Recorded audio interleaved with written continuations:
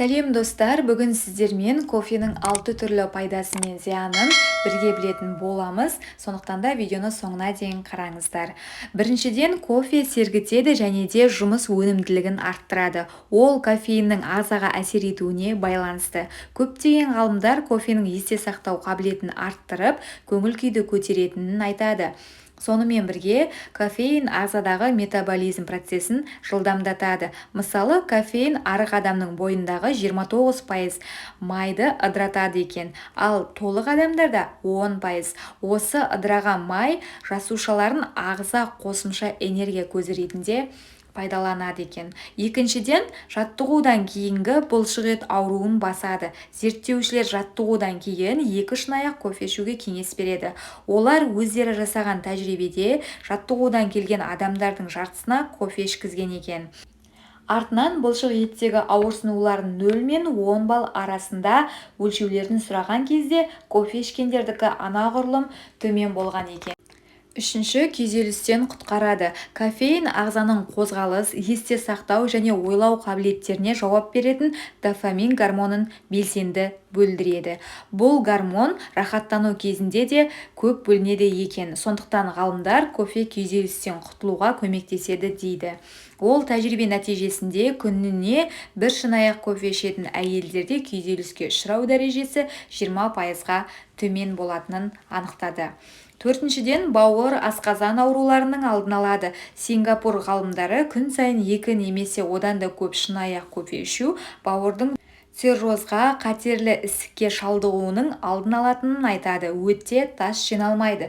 Бесіншіден, диабет, альцгеймер және де паркинсон ауруларынан құтқарады екен.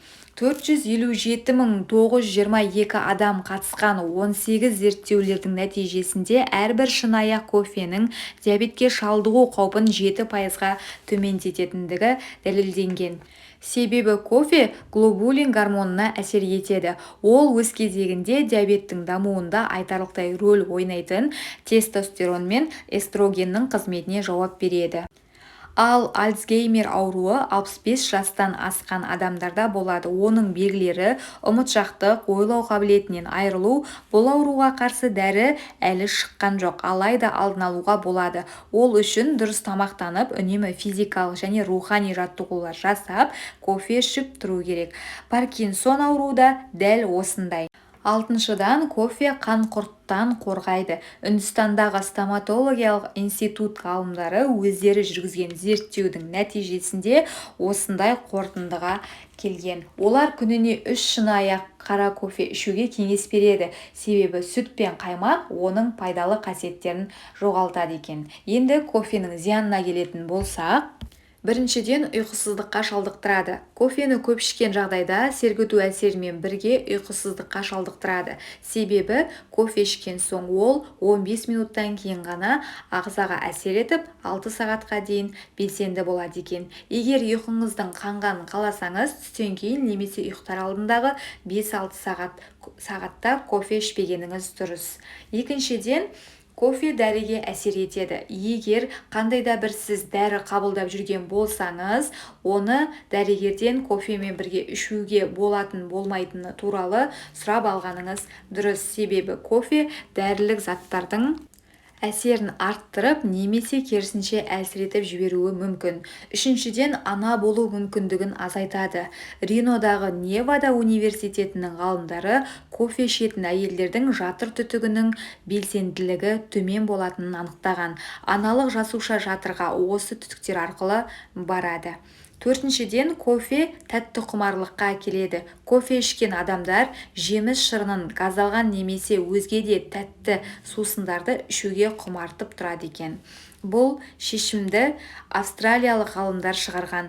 Ол тәжірибеде қатысушыларды 2 топқа бөліп, бір топқа бірнеше күн бойы кофе ішкізген, екінші топқа ештеңе қабылдамаған. Нәтижесінде бірінші топтағылар күніне 419 мл, ал екіншілері 273 мл ғана тәтті сусындар ішкені анықталған екен. Бесіншіден, кофе түсік тастау қаупін арттырады. Огайо штатындағы ұлттық денсаулық институтының профессорлары 500 жұпқа зерттеу жасаған. Олар күніне 2 шынаяқтан артық кофе ішкендерде түсік тастау қаупі жоғары болатындығын анықтаған екен. Сондай-ақ жүктіліктің алғашқы 7 аптасында кофе ішу өте зиян дейді ғалымдар. Алтыншыдан, қан қысымын көтереді. Италия ғалымдары 18 бен 45 жас аралығындағы 1200 адамға зерттеу жасай келе, көп кофе ішетін адамдарда қан қысымы 4 есе жоғарылайтынын дәлелдеген, ал 2 шынаяқ кофе ішетіндерде ол 3 есе жоғарылайды екен. Кофенің денсаулыққа пайдалы және зиянды жақтары да бар екенін бірге білдік. Ал енді сіз кофе жақсы көресіз бе, немесе күніне неше шынаяқ кофе ішесіз? Төменге комментарий бөліміне қалдырып кетіңіздер. Назарларыңызға үлкен рахмет. Келесі видеода жүздескенше сау болыңыздар.